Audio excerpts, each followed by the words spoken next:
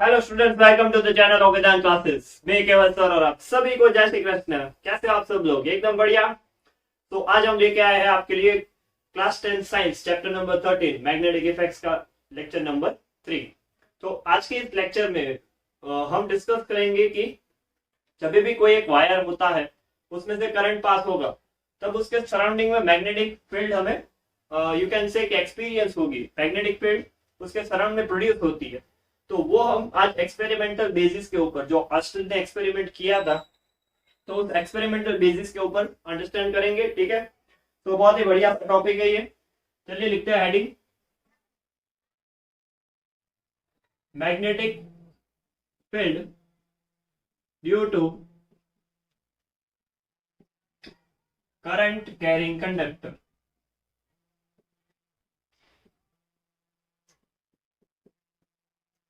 ठीक है, तो जब भी कोई भी कंडक्टर होगा उसमें से करंट पास होगा तो वो मैग्नेटिक फील्ड खुद का एक जनरेट करेगा। ठीक है, और यू कैन से ऑयस्टेड्स एक्सपेरिमेंट, इसको ऑयस्टेड एक्सपेरिमेंट भी बोल सकते हो। ऑयस्टेड ने उसने क्या बोला था, उसका पूरा नाम है, चलिए पॉइंट लिखते हैं, हैंस क्रिश्चियन ऑयस्टेड, स्कूल टीचर, वो स्कूल टीचर था। ठीक है, school teacher from Denmark stated that, ठीक है, सो उसने क्या बोला था कि कोई भी एक चार्ज हो, मूविंग चार्ज और इलेक्ट्रिक करंट, जब भी कोई एक चार्ज पास होगा, ठीक है, या फिर moving charge that is known as electric current, that we know. ठीक है, उसको इलेक्ट्रिक करंट बोलते हैं, motion of charge. So moving charge और electric current can produce electric field in its surrounding. ठीक है, तो उसने ये बात बताई थी कि जब भी कोई इलेक्ट्रिक करंट चल रहा होगा तो उसके सराउंडिंग में मैग्नेटिक फील्ड है प्रोड्यूस, नॉट इलेक्ट्रिक, मैग्नेटिक। ठीक है, उसके सराउंडिंग में मैग्नेटिक फील्ड प्रोड्यूस होगी, जो हमने हेडिंग लगाया। ठीक है, it will produce the magnetic field in its surrounding. बढ़िया है, चलिए, तो ये है बात। एच.सी. ऑयस्टेड showed that, ऑयस्टेड ने क्या बात बताई थी? उसने बताई थी कि electric current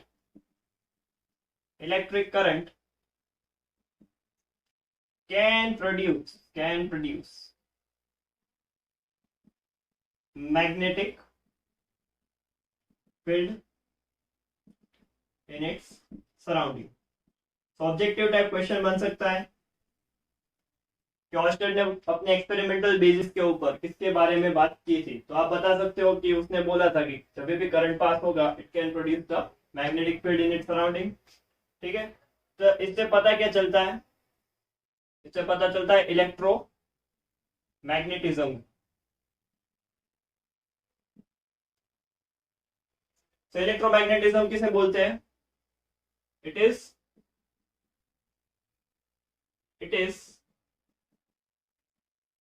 the branch of physics, it is the branch of physics in which study of electricity and magnetism together is carried out। ठीक है, तो एक फिजिक्स का ब्रांच है इलेक्ट्रोमैग्नेटिज्म, जिसमें इलेक्ट्रिसिटी और मैग्नेटिज्म एक दूसरे के साथ कैसे जुड़े हैं वो हम पढ़ते हैं। ठीक है, तो जल्दी से, ये बेसिक चीज है कुछ, इसका स्क्रीनशॉट ले लो, फिर आगे देखते हैं एक्सपेरिमेंट। चलिए आप आगे अभी एक्सपेरिमेंट देखते हैं। एक्सपेरिमेंट, ठीक है। तो एक्सपेरिमेंट में सबसे पहले साइन कन्वेंशन देख लेते हैं। ये होगा नॉर्थ, ये साउथ, ठीक है। फिर ये होगा ईस्ट और ये वेस्ट। तो हम ये बेसिक सा रूल है, नॉर्थ साउथ ईस्ट वेस्ट, वो फॉलो करेंगे इसमें। तो सबसे पहले सर्किट का अरेंजमेंट देखते हैं कि कैसे सर्किट हम अरेंज करते हैं। मान लो कि यहाँ पे कंडक्टिंग वायर है ये, ठीक है, दिस इज कंडक्टिंग वायर। टेढ़ा बन गया थोड़ा,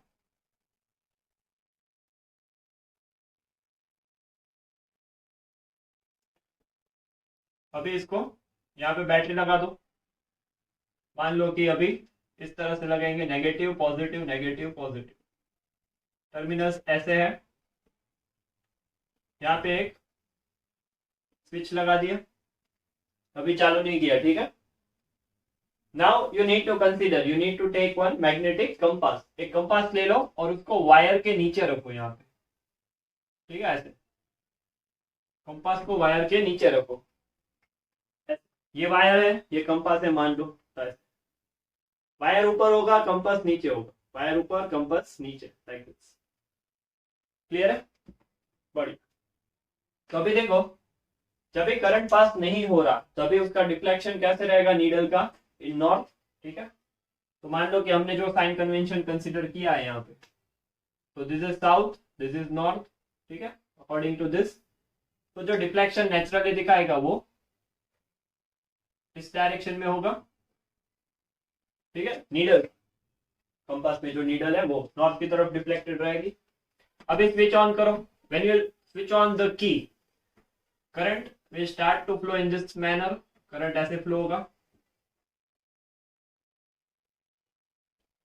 करंट जब ऐसे फ्लो हो रहा है तो ऑब्जर्वेशन क्या निकल के आ रहा है कि ये जो नीडल है वो इस तरह से डिफ्लेक्ट हो रही है।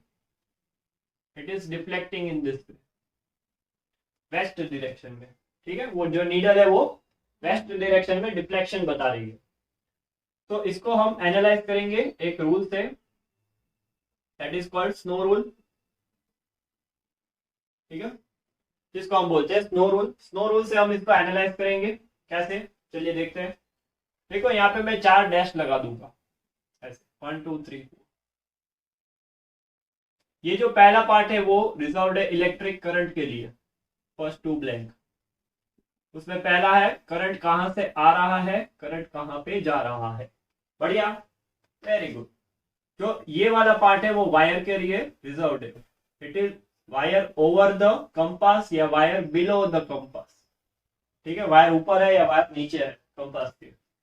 Last one is for the deflection, कि डिफ्लेक्शन कहां पे हो रहा है, ठीक है। तो इस तरह से हम लिखेंगे।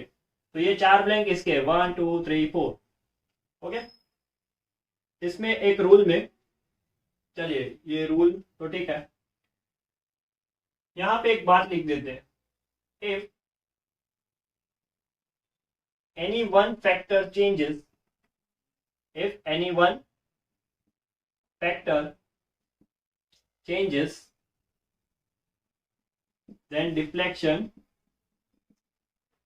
changes, ठीक है। अगर एक फैक्टर आप चेंज करो तो डिफ्लेक्शन बदलेगा। if both factors changes, deflection remains same। चलिए ये रूल हम अप्लाई करेंगे, देखते हैं 1 बाय 1। यहां पे देखो करंट का जो डायरेक्शन है, करंट का डायरेक्शन वो कहां से कहां है, साउथ टू नॉर्थ, तो it is S to N, ठीक है। वायर देख लो, वायर वायर कहां पे, it is over the compass, wire ऊपर है कंपास नीचे है, जैसे मैंने बताया था। तो वायर इज ओवर कंपास। और डिफ्लेक्शन का ऑब्जर्वेशन कहां पे आया, डिफ्लेक्शन कहां पे हो रहा है नीडल का, टूवर्ड्स वेस्ट। तो देखो पहली ब्लैंक में south north over the wire, deflection west, तो ये बन गया साउथ नॉर्थ ओवर वेस्ट। तो this is actually snow, okay. तो इस तरह से आप याद कर सकते हो इसको। चलिए नेक्स्ट देखते हैं।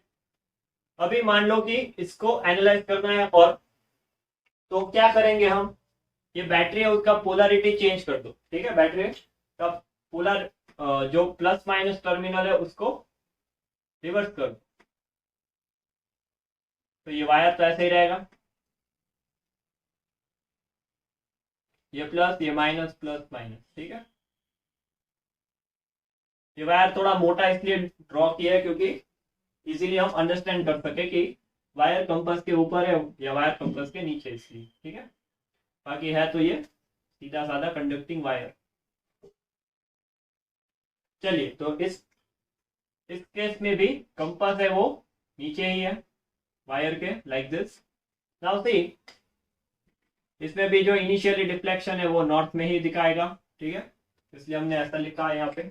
अभी जब स्विच ऑन करोगे तो current will start to flow in this direction. Current अभी ऐसे फ्लो होगा, नॉर्थ टू साउथ। क्लियर है? Current will start to flow from north to south. तो अभी इसमें देखो करंट का डायरेक्शन क्या है, नॉर्थ टू साउथ। तो वायर है, वायर वो भी कहां पे, इट इज ओवर कंपास, वो कंपास के ऊपर ही है।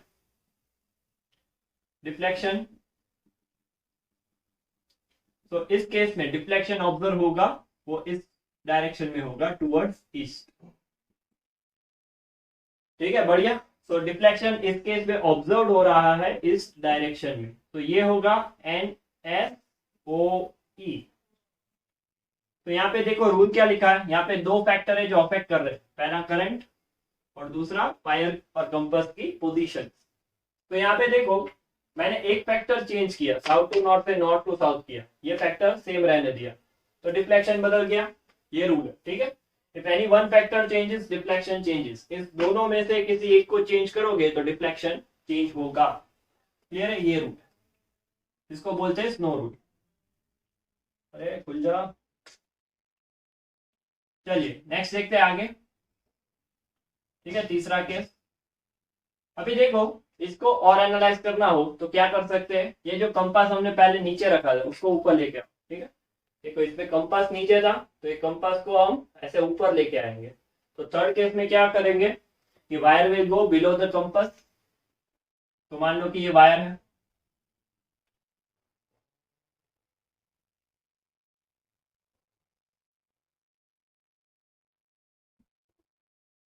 मान लो कि ये वायर है। अभी पोलैरिटी ये वाला रखते हैं इसमें, बैटरी, ये प्लस है ये माइनस है, ठीक है, और ये कंपास है। अभी देखो कंपास हम ऊपर लेके आए वायर के, so now compass is above the wire and wire is below the compass, ठीक है। तो इनिशियली जब भी करंट पास नहीं हो रहा है, यहाँ पे स्विच लगा दो, एक खूबसूरत स्विच, बढ़िया है, वेरी गुड। चलो अभी इसका डिफ्लेक्शन इनिशियली नॉर्थ में ही है, ठीक है। जब स्विच ऑन करोगे करंट पास होगा, करंट को पास कराओ यहाँ पे, तो ये I, this will be I, this will be I, this will be I. तो यहाँ पे देखो करंट की डायरेक्शन साउथ से नॉर्थ जा रही है, करंट ऐसे फ्लो हो रहा है।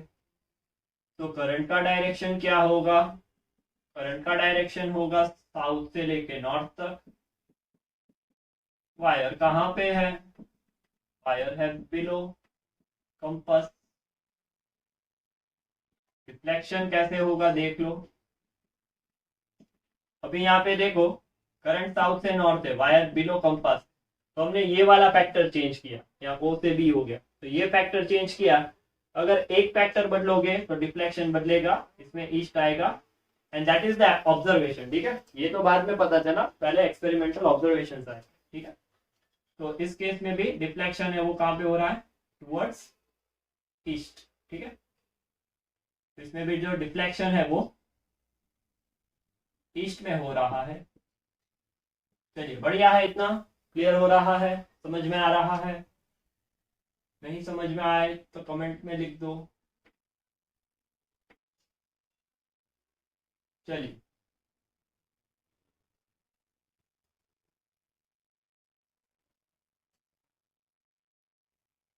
लास्ट केस पढ़ लेते हैं। अभी इस केस में पोलैरिटी रिवर्स कर दो बैटरी का, यहाँ पे स्विच लगा दो, प्लस माइनस, ये कंपास हो गया, ठीक है।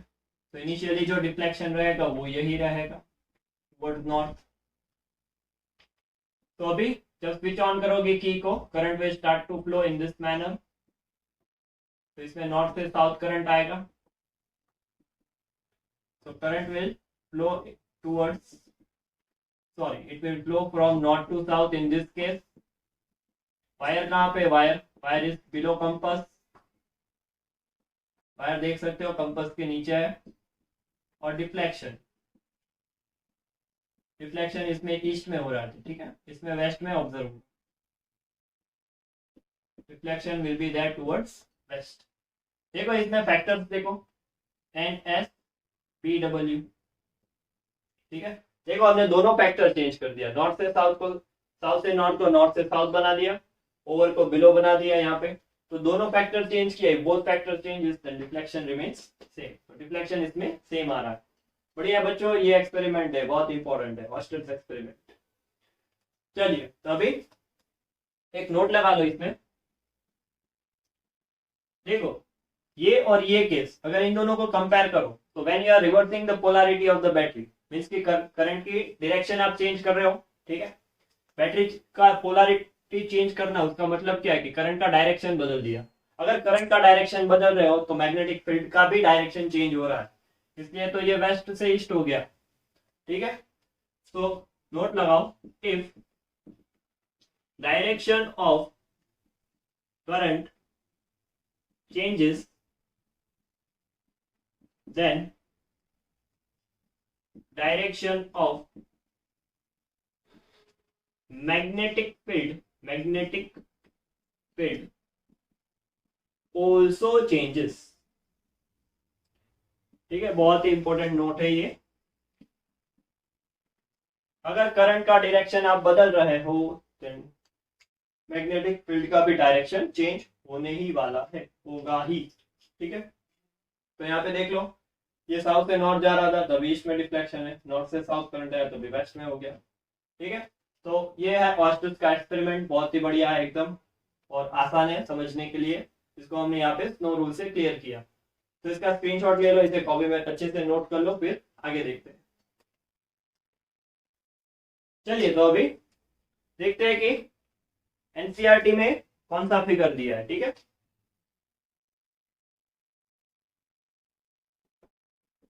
हमने जो फिगर किया वो तो थोड़ा डिफरेंट था।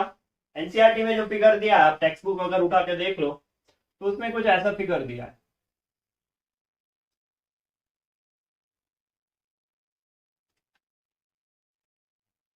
सर मैथ्स पढ़ाने लग गया, ट्रेपेजियम ड्रॉ कर दिया।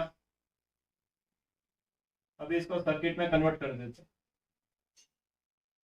यहाँ पे की बना दो, यहाँ पे बैटरी लगा दो, ठीक है। ये नॉर्थ हो गया, ये साउथ हो गया। तो यहाँ से देखो करंट ऐसे जा रहा है, यहाँ से करंट ऐसे जाएगा।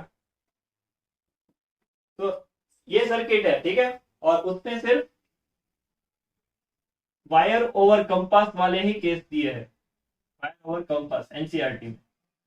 अगर टेक्स्ट बुक उठा कर देख लो एनसीईआरटी का, ठीक है। तो wire is placed over the compass, तो यहाँ पे कंपास जो होगा वो वायर के नीचे होगा, ठीक है। तो इनिशियली वो डिफ्लेक्शन कहाँ पे दिखाएगा, ये north south. Initially it will show the deflection in north. तो ये केस में देख लो, नॉर्थ से साउथ करंट आ रहा है, तो इस वाले केस में ईस्ट में डिफ्लेक्शन हो रहा था, तो ये होगा डिफ्लेक्शन टुवर्ड्स ईस्ट। तो हमने जो सेकंड केस पढ़ा था ये उसका फर्स्ट फिगर दिया, ठीक है। एनसीईआरटी में फिगर चेक करोगे तो ऐसा फिगर बताया। चलिए ये फिगर देख लो, इसमें क्या किया है, पोलैरिटी रिवर्स किया है सिर्फ, ठीक है। तो ये प्लस है, ये माइनस है। अभी यहाँ पे कंपास रख दो, तो ये नॉर्थ होगा, ये साउथ होगा, करंट ऐसे फ्लो होगा। यहाँ पे भी दिखा देते करंट। तो अभी देखो करंट क्या हो रहा है, साउथ से नॉर्थ फ्लो होगा, ठीक है। तो इस वाले केस में current is from south to north, wire is over the compass. तो इसमें जो डिफ्लेक्शन है वो इनिशियली इस डायरेक्शन में है, तो ये वेस्ट में जाके डिफ्लेक्ट होगी, ठीक है।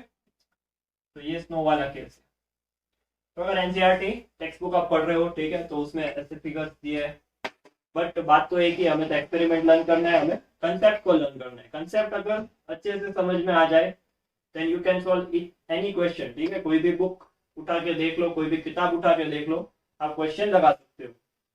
तो चलिए लास्ट में कंक्लूजन लिखते हैं कि जो अभी हमने एक्सपेरिमेंट पढ़ा उसका कंक्लूजन क्या है।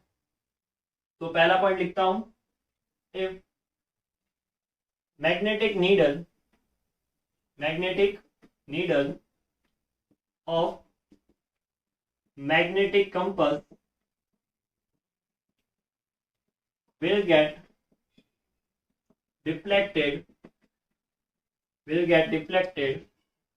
only when कब डिफ्लेक्ट होगा, only when it comes under the influence of magnetic field। अगर वो मैग्नेटिक फील्ड के अंडर में कंपास रखोगे तभी जाके वो मैग्नेटिक नीडल है वो डिफ्लेक्ट होगी। तो यहाँ पे तो जो एक्सपेरिमेंट हमने देखा, यहाँ आसपास कहीं भी कोई भी मैग्नेट नहीं रखा, फिर भी डिफ्लेक्शन आ रहा है। तो उसका क्या मतलब है, उसका सीधा मतलब ये है कि ये जो करंट कैरिंग वायर है वो मैग्नेटिक फील्ड बना रहा है, ठीक है। So hence current carrying wire